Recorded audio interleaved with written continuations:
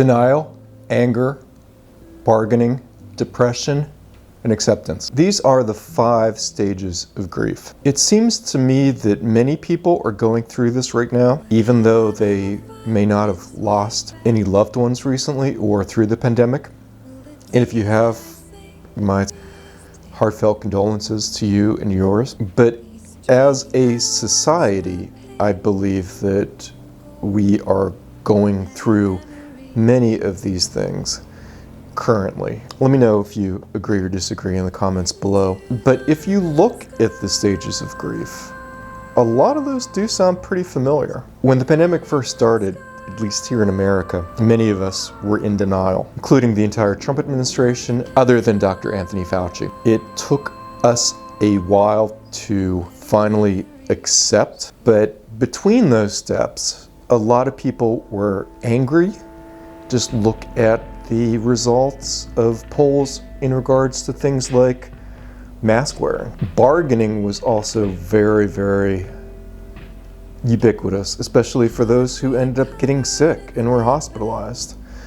Many people said that if they knew that they would have gotten as sick or gotten sick at all, they would have went and taken more preventative measures, including wearing masks. Unfortunately, for some, it was too late.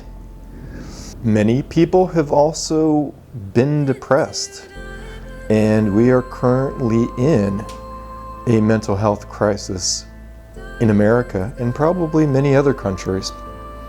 If you do live elsewhere, please let me know what your thoughts on that are in the comments as well. It seems like the respective fabric of society built off of our shared culture is breaking down. People weren't able to appreciate culture during lockdown to the same degree that they were previously. And many people were able to go to virtual museum visits and things like that, but during the pandemic and the lockdowns especially, many people basically seemed to be isolated, sheltered in place, and lost the ability to talk with friends and neighbors and loved ones, or at least see them on a regular basis. How many birthdays did we all miss, or holidays, or funerals for that matter? When we see how we treat each other as citizens, you see a lot of people who just seems to be in it for themselves, or at least completely unaware of what's going on around them. I also did a video on situational awareness to hopefully combat these kinds of things. Please check that out in the description below. If we don't come together as a people, or for that matter, as a group of people, regardless of where you live or what nation you belong to, common humanity, in other words, if we don't come together as a people, I think things are only going to get worse. Things like climate change, things like never-ending warfare, things like threats from AI, threats from another pandemic. All of these things are real threats that we could conceivably face, again, within our lifetimes. We need to do something about this now, and we need to let the people in power know our concerns and that we want them to mitigate these issues. And we have to show ourselves and others some kind of common decency, respect, forgiveness, even when called for it. We have to treat people like they're people. We have to treat people like they matter, because they do. Even if they don't matter to one person, they matter to themselves, they matter to their family, to their friends, everyone who depends on them or relies on them or cares about them. These things are important, and everybody is important to somebody, and we're all important in that we're all human. We all belong to the same family of humanity, and to everyone who's ever come before and everyone who's ever going to come after us. We all have our place. We're all part of the same family. We're all one race. We're 99.9% the same as far as our genetic heritage. We need to realize this and stop these phony culture wars. We need to stop racism and discrimination and homophobia and xenophobia and any of the other nasty phobias out there. We need to put these things aside and move past them for real change in the world, including in America. There are a lot of problems that we need to deal with, and we have to look at some of the historical events and try to mitigate those from happening again and seek reconciliation with people like the Native Americans, with people whose ancestors were slaves. Look at some of the actions that we've taken, such as the war in Iraq or the war in Afghanistan. If we can't learn from our own mistakes, what chance do any of us have?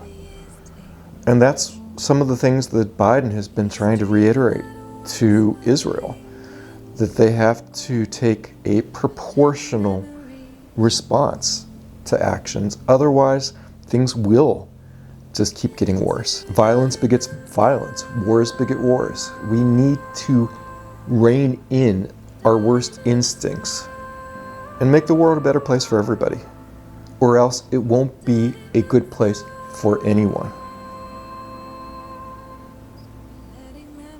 No one can improve if the world is going to the toilet. No one can improve if the environment becomes so inhospitable to life of any species that no one can survive on the face of the earth or in the oceans. If there was a nuclear holocaust or another pandemic or name your poison, we have to stop this now. We have to be willing to do something about that, even if that's just changing our own behaviors.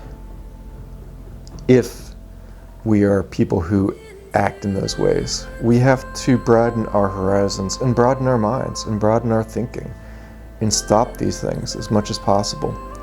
I'm not saying that there aren't just wars. Israel has every right to defend itself against Hamas, as long as they're doing it without putting all of the Palestinians at risk and not committing their own, and Israel committing their own genocide of Palestinians. We all have to be cognizant and make sure that doesn't happen. And already, I think at this point, there's been 5,000 or 6,000 deaths already. Palestinians. When will that stop? When will that end? And is that getting Israel any closer to attacking the people in Hamas that actually went and attacked their citizens? Citizens should not be pawns in anyone's game.